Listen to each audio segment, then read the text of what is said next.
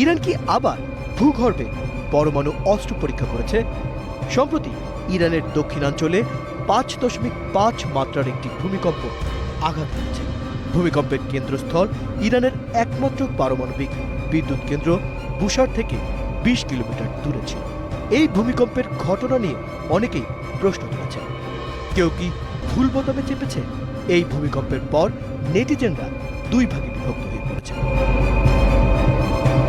Times of ইন্ডিয়ার প্রতিবেদনে বলা হয়েছে, ইরানের দক্ষিণাঞ্চলে 5.5 মাত্রার ভূমিকম্প আঘাত এনেছে। ভূমিকম্পটির কেন্দ্রস্থল ছিল ফার্স প্রদেশের ফিরুজাবাদ, যা বুশেহর থেকে 200 কিলোমিটার দূরে।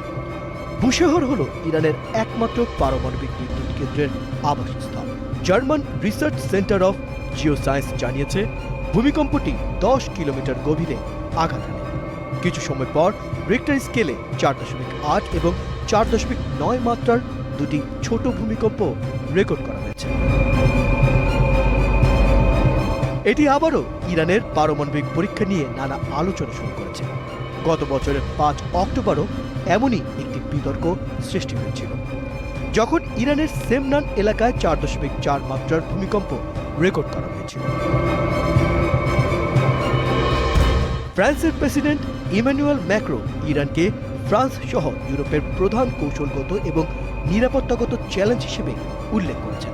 তিনি বলেন, ইরানের পরমাণু কর্মসূচির গতি বেড়ে যাওয়ায় আমরা এমন একটি অবস্থায় চলে যাচ্ছি যেখান থেকে আর ফিরে আসা সম্ভব নয়। 2015 সালে স্বাক্ষরিত পরমাণু সমঝোতার মেয়াদ আনুষ্ঠানিকভাবে 2025 সালের অক্টোবরে শেষ হয়ে যাবে। এ বিষয়ে ম্যাক্রো বলেছেন, আমাদের আগামী মাসগুলোতে এটা ভাবতে হবে যে আমরা ইরানের বিরুদ্ধে নিষেধাজ্ঞা পুনর্বহাল করব নাকি করব না। তিনি আরও দাবি করেন, ইরানের ব্যালিস্টিক ক্ষেপণাস্ত্র এবং রাশিয়ার প্রতি তেহরানের সমর্থনও ইউরোপের জন্য হুমকি হয়ে দাঁড়িয়েছে।